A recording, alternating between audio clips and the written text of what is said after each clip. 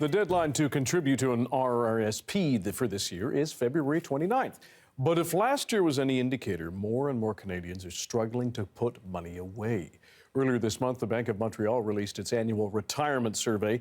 It found the amount of money held in RRSPs dropped by 28% in 2023. Margaret Leong is a senior investment counselor and portfolio manager at BMO. She joins us now to explain what this means. Margaret, thanks for joining us. First of all, why do you think you're seeing that drop?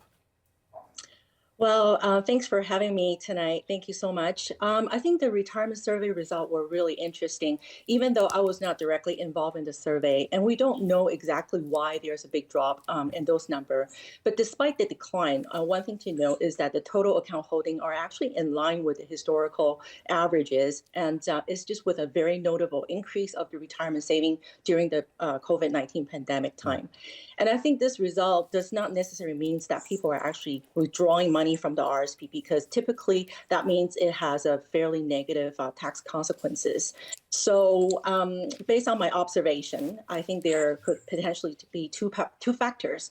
One is the pandemic effect, of course. During the pandemic, we have nowhere to go, no restaurant, no entertainment. So, we're sort of cooped up at home and we have a lot of money to save. So after the pandemic, what we're seeing is the economy reopened in 2022, and we experienced a couple of really important phenomena. One is supply chain shock. We have war in Ukraine. We had labor shortage and significant increase in consumer spending. So all that actually drove the inflation up to nearly 9% at one point. So we're seeing cost of living going up while our income level stay level. A lot of us have to dip into savings or even, cut down on our saving into RSP. So I think this is one of the reasons that contribute to this drop of number. And the second one is a market effect. A lot of us could remember that back in 2021-22, the market actually has a very good uptake. But in the first quarter of 2022, when the central bank started hiking rate from near zero to up to 5%, what we're seeing is the debt and equity market had a severe drop in value. So the survey was actually conducted in November 2023. So this number may have a lagging effect. So the good news is that if we're resurveying these numbers today, it could look a lot better. Yeah. Saving money can feel overwhelming for many people. We know cost of living and inflation has bitten to a lot of people's incomes, especially people struggling to afford basic needs.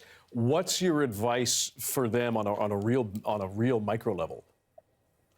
So I think what's really important, and of course, I'm observing this from a lot of my clients. I've been in the industry for 28 years.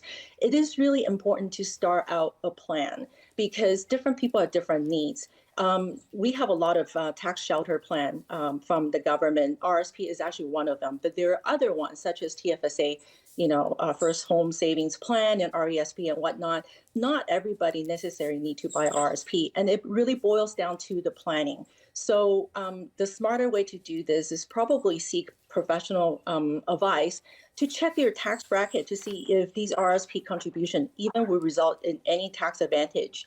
For example, people who are starting out with low income tax bracket, the contribution to RSP may not produce a very significant tax benefit. Instead, maybe look into contribute into TFSA, which is another tax shelter vehicle that allows you to redeem and use it as an emergency fund. There's no penalty when you redeem the fund, so there's no tax consequences.